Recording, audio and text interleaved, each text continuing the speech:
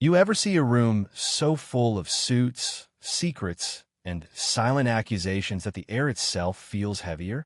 That's exactly where I found myself. And let me tell you, if you've never watched a family fight for money with fake smiles on their faces and knives behind their backs, well, count your blessings. They say money changes people. But what I saw that day, money reveals people, strips them bare, leaves nothing but the ugliest kind of honesty behind polished shoes and nervous laughter. And if you think a 7-year-old doesn't understand that, you're wrong, dead wrong.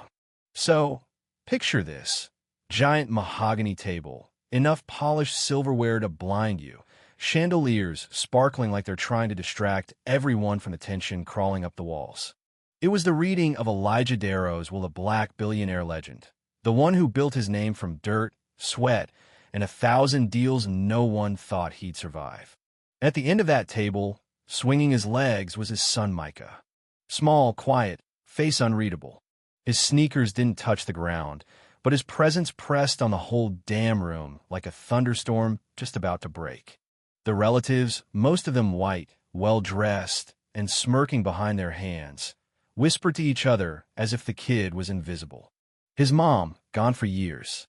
His father, gone 2 weeks, snatched by a plane crash the tabloids still hadn't gotten tired of. You could feel what they were thinking. This boy's just a name on the paper, a box to tick before the real adults split the spoils. The board'll take over, they said. The boys got nothing coming, just a formality. You know what I mean? The arrogance was thick, like syrup nobody asked for. But Elijah, man, that guy never played by their rules. He knew exactly what was coming, maybe better than anyone. While the adults fought over caviar and fake condolences, he'd been teaching Micah in the shadows numbers, names, how to keep secrets, how to see through a lie without blinking. And that afternoon, the kid looked calm as a sleeping cat, even when the lawyer cleared his throat and started reading. You ever hear a lawyer read out a will when everyone's expecting a jackpot? It's almost funny the way people sit up straighter when their name comes up. Vacation homes in the Hamptons clap. Hedge fund shares smirk. Priceless art, someone chokes on their drink. All for the white side of the family.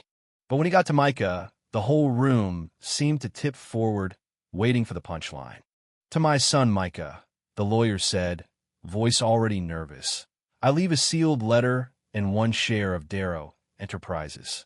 The silence was instant. Then came the laughter, mean-spirited, sharp, bouncing off the high ceilings.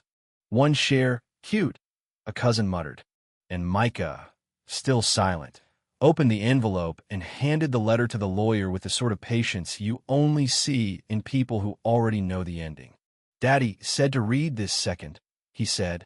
Let me back up a sec. That right there? That's when the ground started to shift, when the family started realizing the kid wasn't playing their game, was playing his father's. The lawyer's hands shook a little as he unfolded the letter, and for a split second, I saw the smallest smile flicker across Micah's face. Not smug, not scared, just ready. If you are reading this, I am gone, the lawyer read, and the whole room stopped breathing. And if Micah is beside you, then know he is the only one in this room I trust. Enclosed is a USB. Micah knows where to find it. Inside are encrypted files, documents showing financial theft, sabotage, and the names behind them. That's when the temperature dropped 10 degrees. Gasps, mumbling, a couple of people turned gray around the edges. One uncle actually stood up like standing would stop the truth from landing. Micah, steady as ever, reached into his backpack, fished out a tiny flash drive, and handed it to the assistant. My dad said, press play. You could hear the clicking of the projector echo, louder than any heartbeat in that room. On the screen, Elijah appeared not the smiling man from magazine covers, but cold, deliberate, like a general before battle. You tried to erase my son from my legacy, but he's the only one worthy of it. And theme mails, bank statements, voice recordings. Names, dates, receipts. Real dirty stuff. One aunt just broke down crying. A cousin yelled, turn it off. But Micah didn't even flinch, just watched, calm as a chess player, like he'd seen it all before. That's when the twist hit. Turns out, Elijah hadn't just been building wealth. He'd been building evidence.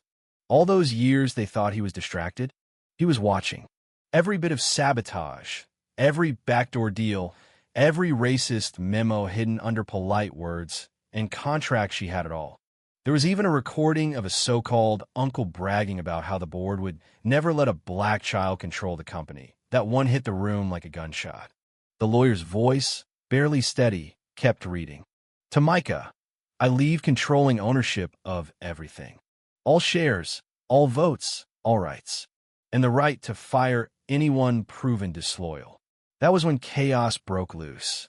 Some yelled, some begged. One idiot actually tried to grab the USB, but security had been waiting for that. Two guys stepped forward calm, almost bored, and put a hand on his shoulder. You could almost hear the hope deflate in the room. But Micah?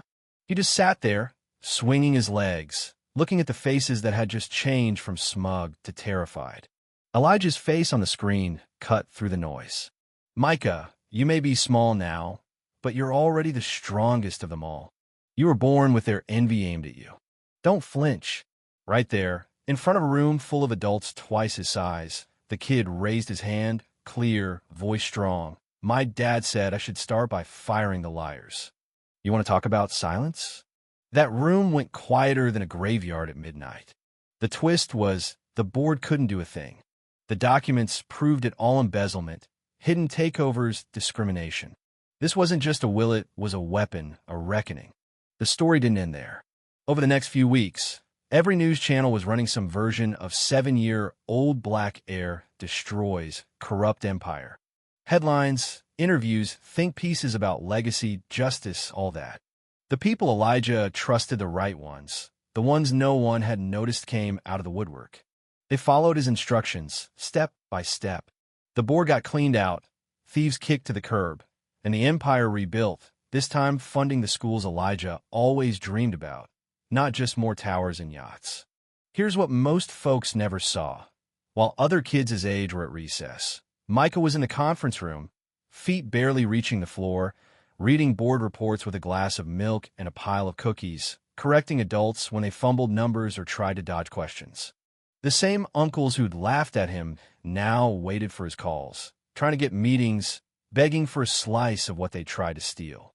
He didn't inherit power, wore it like a second skin. It was a beautiful thing to watch, in a way justice delivered not with anger, but with precision. And you know, there was this one day a week after the dust settled when Micah walked through the old house, sun setting, casting gold across the portraits of ancestors who'd never dreamed their bloodline would come this far. He stopped by the study, where Elijah's old records still played, and looked at his own reflection in the glass. Just a kid, small hands, big eyes, but the weight of a history finally restored resting on his shoulders. And outside, beyond the gates, protesters chanted, some angry, some proud, everyone divided on whether a child should hold so much power if justice had truly been served, or if the whole thing was just another rich family scandal, only flipped upside down this time. I guess that's the thing about legacy, it never really ends, does it? It just waits for the next chapter, the next fight, the next Micah. So what do you think? Was it justice, or just another cycle? Would you have done the same as Shoes? Drop your thoughts below. Let's see how far this story travels. And who dares to say what's right and what's fair when the lights go out and all that's left is the truth. Xin chào các bạn, mình là Trinh, mình phụ trách viết content. Trên đây là những công việc của mình, là mình lên mạng xã hội tìm hiểu những video